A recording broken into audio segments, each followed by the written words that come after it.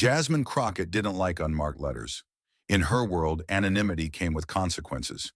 People left names off only when they didn't want to be held accountable or when they didn't believe the recipient mattered enough to address properly. Years in Congress had trained her to spot this pattern quickly. So when, on a bright Monday morning, between briefings and policy drafts, she found a flat gray box neatly placed at the center of her desk, she stiffened. No sender, no postage, no courier label. Just a small hand-cut square of paper taped slightly off-center on the lid, inked in violet, because I had no one else to send it to. Only you. She didn't open it right away. No message had been left in advance. No email, no voicemail, no signature on any form.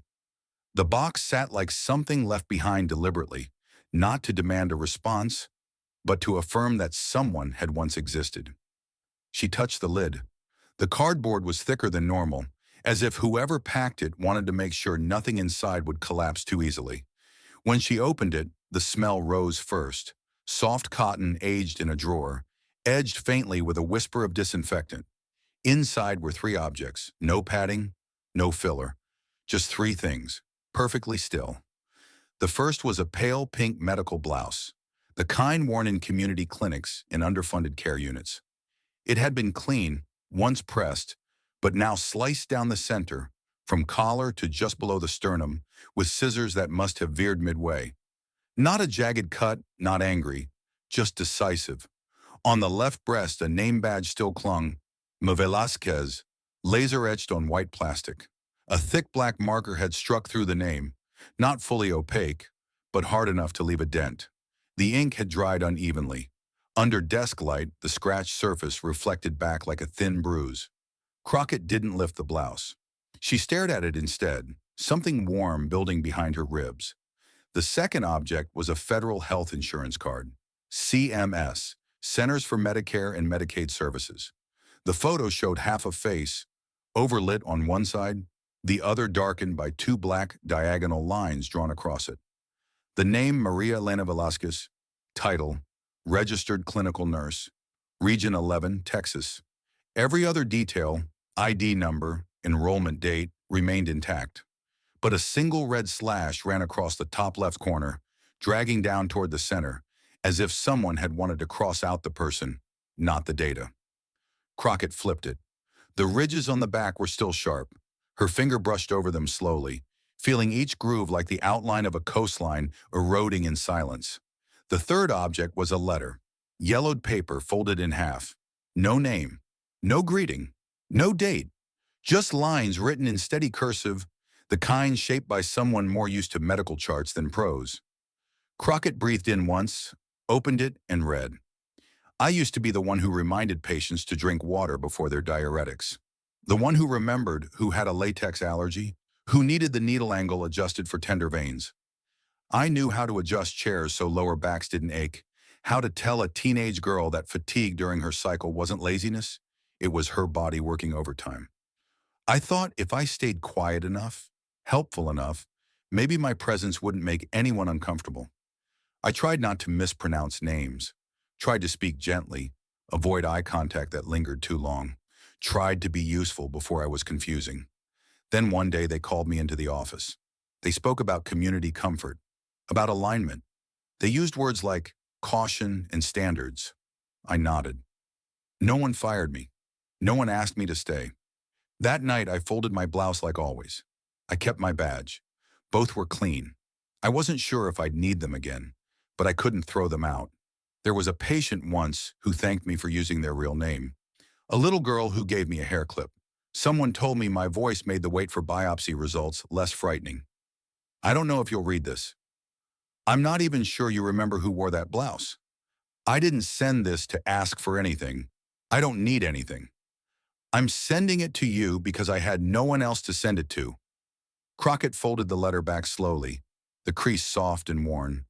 Her hands weren't shaking, but her chest tightened, the way it does when the air in a room turns heavy without warning. She looked again at the contents, a blouse cut but not torn, a name, defaced but not erased, a letter written with the calm of someone who'd stopped expecting to be rescued. Then a thought pressed in. What do they want from me? Do they need help? Legal aid? A hearing? Recognition? Were they asking her to find them or to let them go? But then came another feeling, sharp and immediate, shame, because the letter had asked for nothing.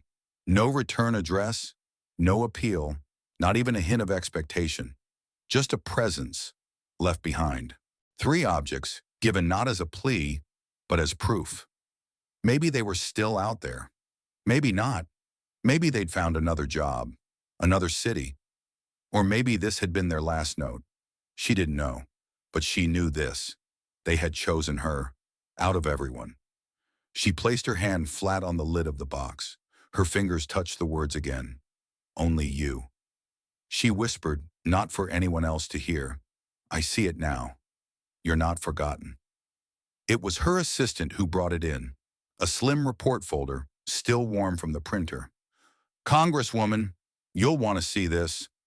Jasmine Crockett didn't need more than a glance at the heading. Unidentified female, estimated age 30s, found deceased, Ward 9, Public Housing Unit.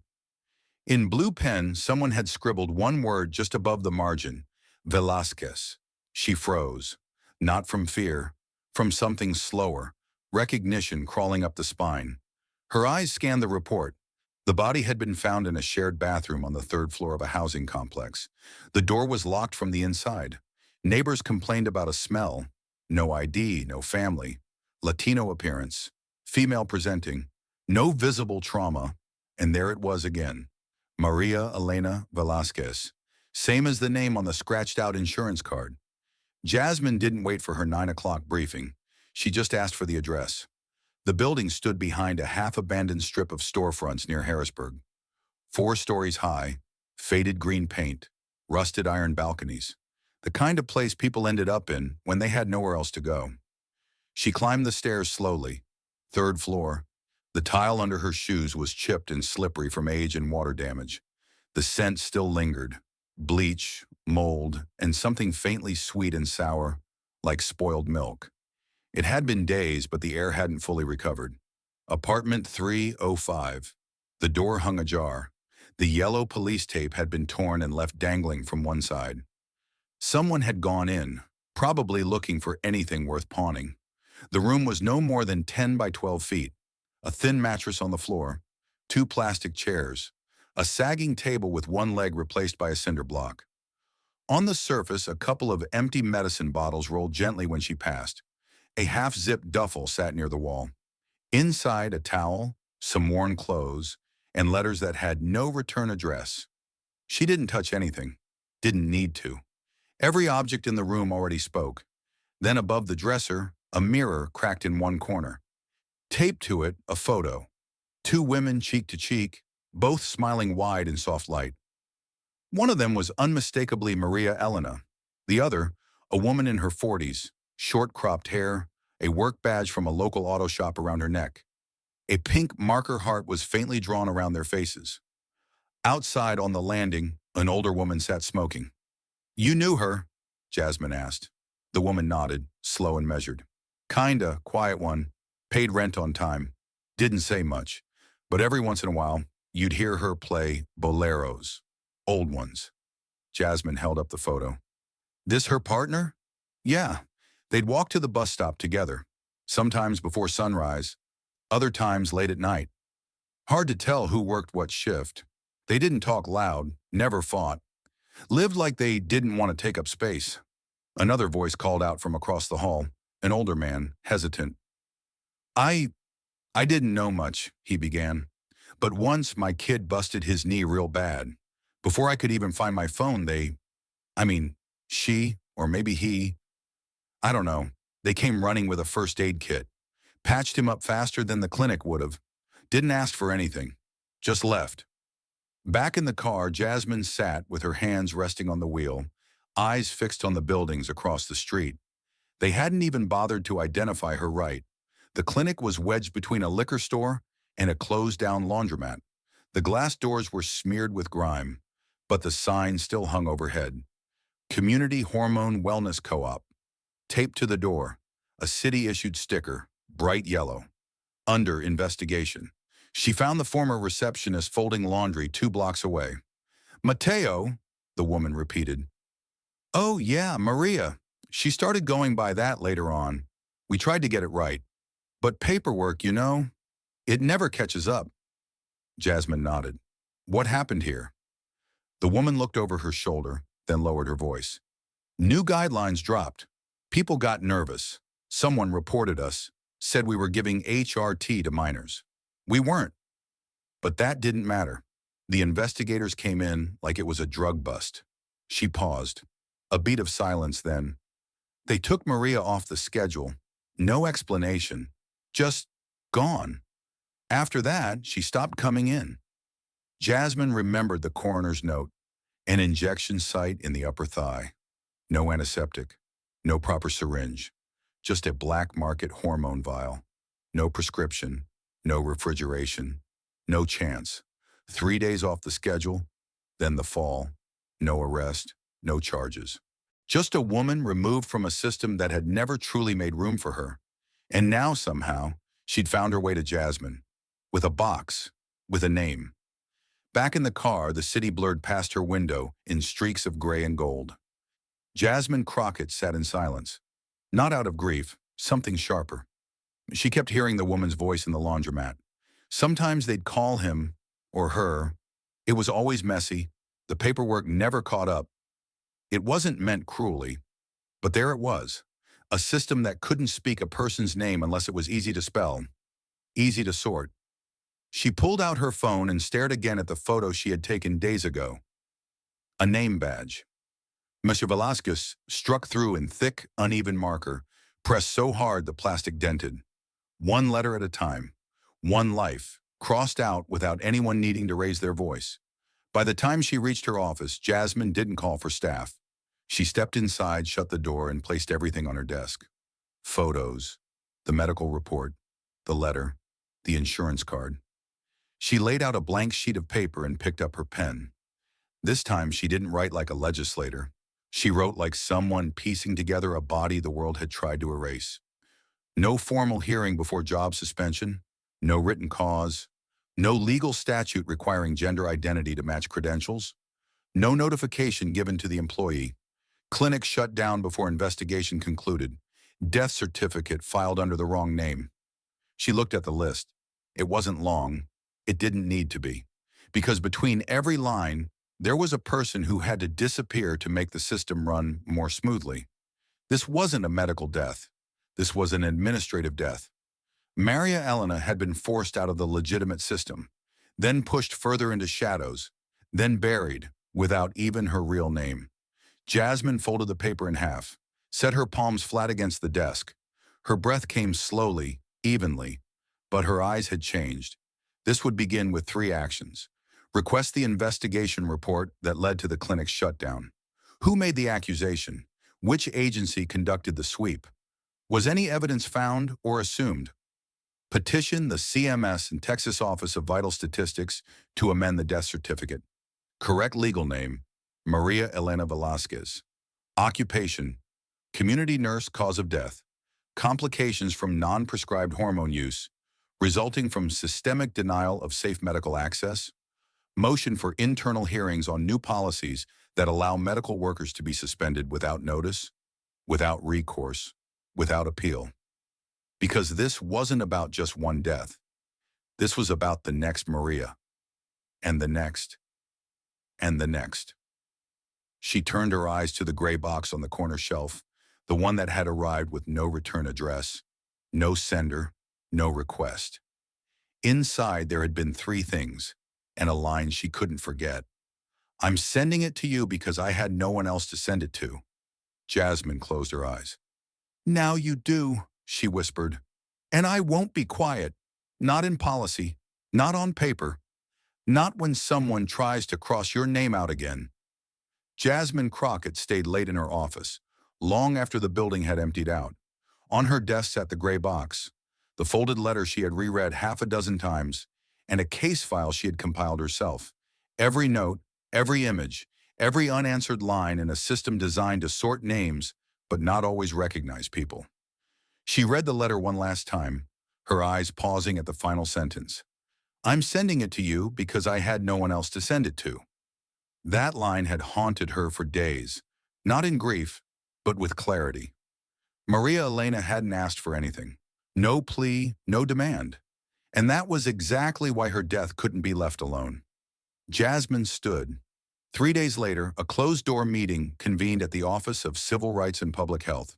No press, no statements, just 8 people, senior legal and health policy officials, and those with the authority to sign off on what gets left out of the record.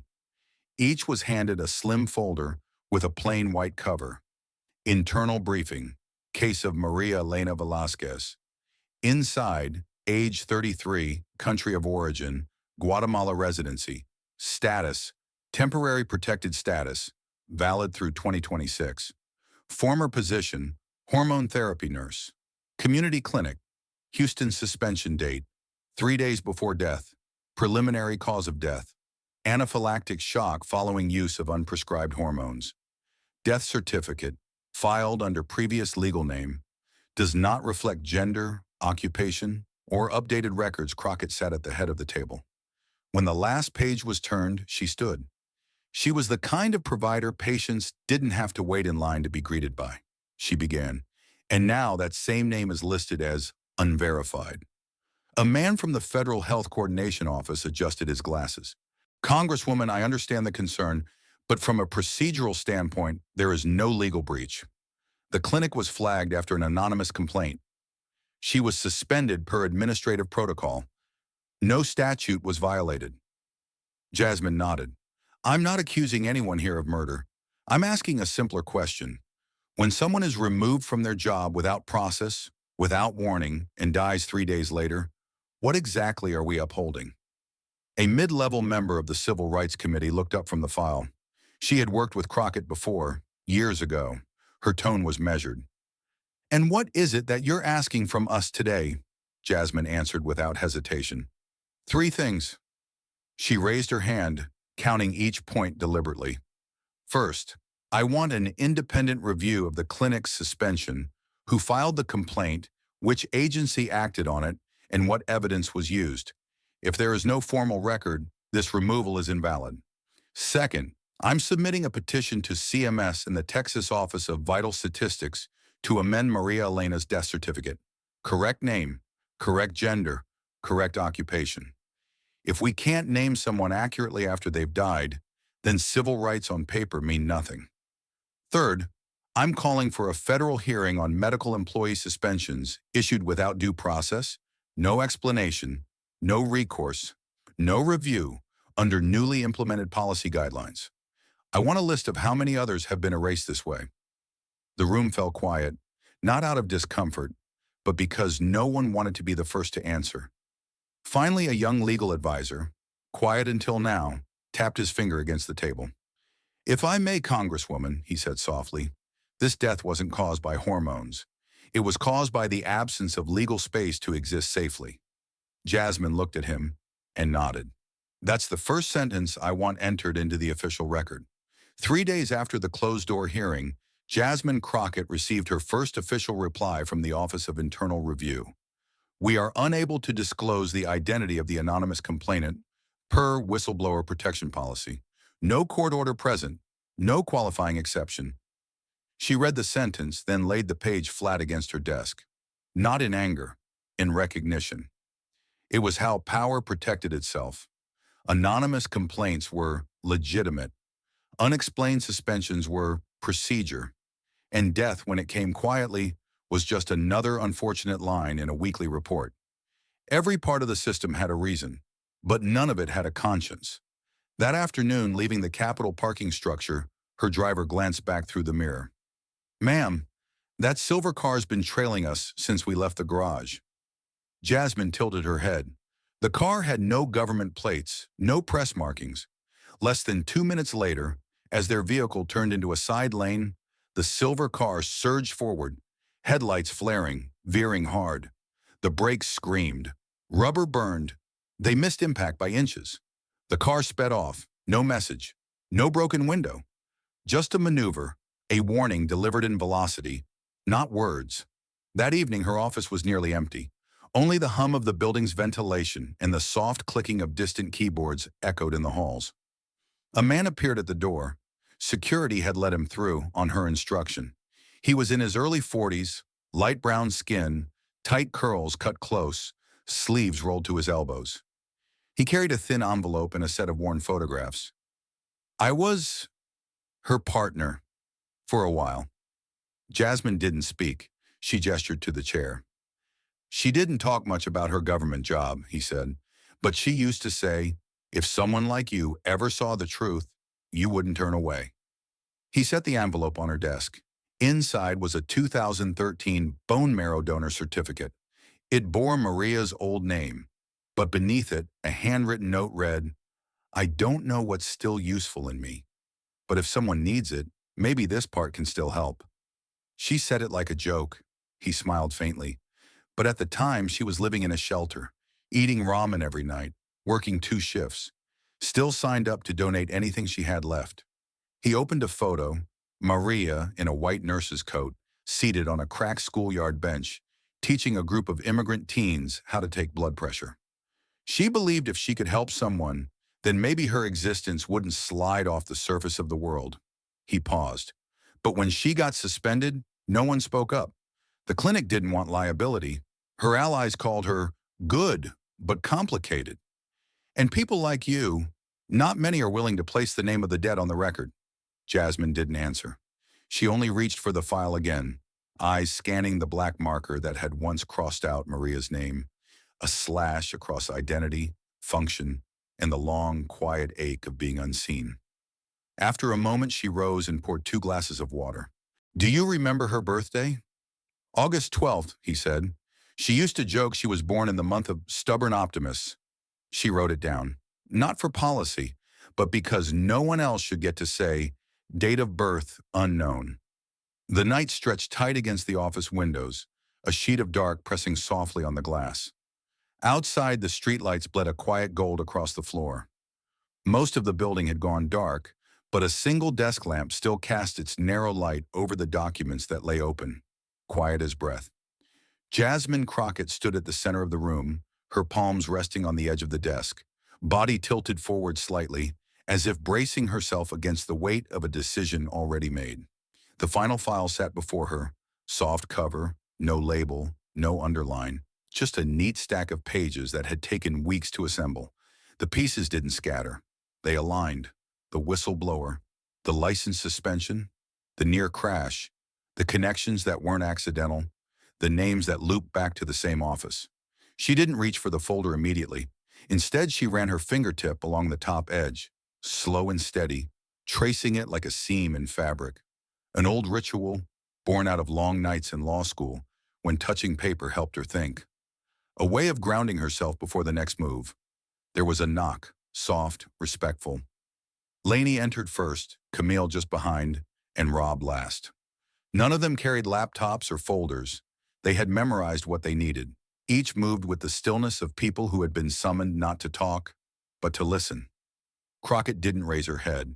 She simply closed the folder with one hand, her fingers pressing down for a single second longer than necessary. Then she turned toward them. We have enough, she said, low and clear. Enough for them to see it, and enough for us not to have to say it twice. She walked to the glass board on the far wall. The dry erase markings had started to fade, the names and arrows reduced to a ghosted map of the last month. She didn't erase it. She didn't need to. Instead, she picked up a black marker and added a new line across the center. The person who will speak last. The hearing won't be at the Capitol, she said, still facing the board. I want it held near the clinic, in District 9, where Maria used to work. No live stream? Lainey asked from behind. Crockett turned halfway, the line of her jaw catching the light. There will be cameras, but no commentary, no overlays. I want words to exist on their own, not rewritten through headlines. Rob shifted his weight onto one leg, leaning back slightly. Will you be the first to speak? She looked at him for a moment, not to search but to decide, then shook her head. I won't open it. A mother who brought her child to that clinic will. I'll be there, but not in front. They don't need to see me. They need to see her. Kamal, still standing by the door, crossed his arms. And the whistleblower, she gets a formal invitation, no subpoena. If she shows up, it's her choice. If she doesn't, that absence will have its own weight. Crockett returned to her desk and sat. The leather creaked beneath her slowly. She picked up her phone, typed a single message. District 9 Public Health Auditorium. Tuesday, 10 a.m., cameras on. Sound unedited, no filter. She sent it to 7 addresses, a national journalist, a civil rights archive, and one inbox with no name, no profile picture, just a V1 ad. Then she set the phone down, face down, and didn't glance at it again. Tomorrow, she said softly, almost to herself, I'm going to her old apartment. I'm putting her name back on the door. We start after that. No one replied. There was nothing more to ask. In that moment, the air didn't hum with urgency. It pulsed with quiet certainty, like a bell struck once and still ringing. District 9 Health Auditorium. The light in the room was clear, flat, without highlights. Rows of chairs curled around a low rectangular table. At its center, a simple nameplate, Maria Elena Velasquez. A second line, printed smaller, taped beneath, Public Inquiry, May 16th. There was no opening statement, no title slide. No one needed to be told why they were there. The first speaker walked slowly to the front. A woman in a cream blouse, loose at the shoulders, with a plastic beaded bracelet clicking softly at her wrist. She didn't bring notes. Her voice was soft, but not uncertain. My name is Yvette Salinas. My daughter's name is Alma. She glanced once at the crowd, not searching, just acknowledging. Last year, Alma had a persistent cough. We came to this clinic. There was a nurse there who didn't rush. She didn't reach for a stethoscope first. She just sat beside Alma and asked, "What do you feel like being today?" No one shifted. Even the pen stopped moving. My daughter said her hands smelled like peppermint. She said they were warm. I didn't know her name then, but later I found this. From her pocket, she pulled a crumpled intake form, unfolded it with care. She placed it on the table. At the bottom, the nurse had written in pen, "You're allowed to grow at the pace of your own heart." She didn't wait for a reaction. She stepped back and returned to her seat. There were no murmurs, but someone exhaled sharply, and a few eyes turned, not forward, but sideways, as if expecting the next piece to fall. Nothing happened. The room held still. Then a voice came, calm and even from the rear. "Excuse me, I have something to say." A woman emerged from the third row. Long gray skirt, low heels, a brown cardigan that slipped slightly from her shoulder. She walked down the aisle with the deliberate rhythm of someone who had rehearsed this moment in silence. "I'm Cecilia Raines." The air in the room contracted. Some faces stiffened. A young attorney in the corner flipped his pen and sat up straighter. "I'm the one who submitted the original complaint." No one interrupted. No one asked her why now. "I received an email," she said, steady but quiet. No name. Just an alert claiming this clinic was providing hormone therapy to minors without proper vetting. I followed protocol. I filed the report. Her hands trembled slightly. She gripped the podium. After that, I got 2 phone calls. No threats, just reminders. "You've done your part. Let the rest happen." She paused. Her breath caught, not from nerves, but from the weight of her own hindsight. "I didn't know she would die. I thought there would be an investigation. I thought someone would check again. But doors closed. Files were updated. Names were deleted. And I pressed the first key." Still, no applause. No outburst. But the silence had changed. It no longer protected anyone. Then Jasmine Crockett stood. She walked to the front, not hurried, not grand. No binder, no notes. Only a charcoal gray satchel at her side. She reached inside and placed a sealed envelope on the table. The clerk opened it. Inside, a contract from Hartwell Solutions, GPS logs, traffic footage, payment receipts. The name on the rental agreement, Brian Lance, communications aide to Commissioner Charles Duran. No one could say, "We didn't know." Not anymore. Crockett didn't speak. She left the envelope on the table, then reached again into her bag and pulled out something small, a polished nameplate, engraved, freshly made. She placed it next to the intake form, carefully centering it beneath the overhead light. Maria Elena Velasquez. She didn't look up. And in that moment, where no one clapped, no music played, and no verdict was given, something cracked open. People stood, not to cheer, not to protest, but because something that had been forced to the margins was, at last, standing in the middle of the room. 1 week after the hearing, the Texas Administrative Ethics Commission issued an emergency directive. All suspensions of medical personnel citing moral concern must now be accompanied by formal documentation, review procedures, and substantiated risk. The prior clause, once used to erase Maria from the rotation schedule, was placed under indefinite review. That same day, CMS announced a pilot policy titled the Velasquez Update, a pathway for trans healthcare workers to amend their internal identity records without waiting on a court decree. It wasn't a revolution, but it was a hinge. The press didn't flood the news cycle right away. But once the raw footage of the hearing was made public, unedited, uncut, one clip surfaced across every platform. A woman in a white blouse placing a nameplate under a steady light. No music, no voiceover. Just a single caption. No one should die under a name they didn't choose. In the days that followed, Crockett's office received hundreds of messages, handwritten, digital, anonymous. Some shared their own names that had been denied. Some told stories about their children, their partners, their jobs.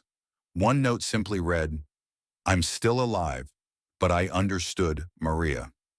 Apartment 305, the room where Maria collapsed in silence, was rebuilt. The building had been purchased by a nonprofit housing initiative. Crockett declined the invitation to the ribbon cutting. Instead, she sent a one-sentence letter. "Keep it honest. Don't make it pretty." The room was cleaned, painted, refloored. They left the number 305 and installed a plaque just to the right of the door. Room 305, Velasquez Quiet Room. For anyone who needs silence to remember who they are. No ceremony, no selfie walls. Crockett went to the cemetery alone. It was early, overcast. The grass was damp. She carried a small bouquet of white chrysanthemums. Nothing too formal, nothing too showy. They had a soft green scent. She thought Maria might have liked them. No staff, no aides, no cameras. She stood for a while, not reading the headstone, but letting her eyes rest there. The inscription had been updated. Maria Elena Velázquez, 1992, 2025. She helped others find their name. She kept hers. She didn't bow. She didn't pray. She placed the bouquet gently against the stone and stepped back. No goodbye. When a name has finally been returned to its rightful place, there is nothing more to say.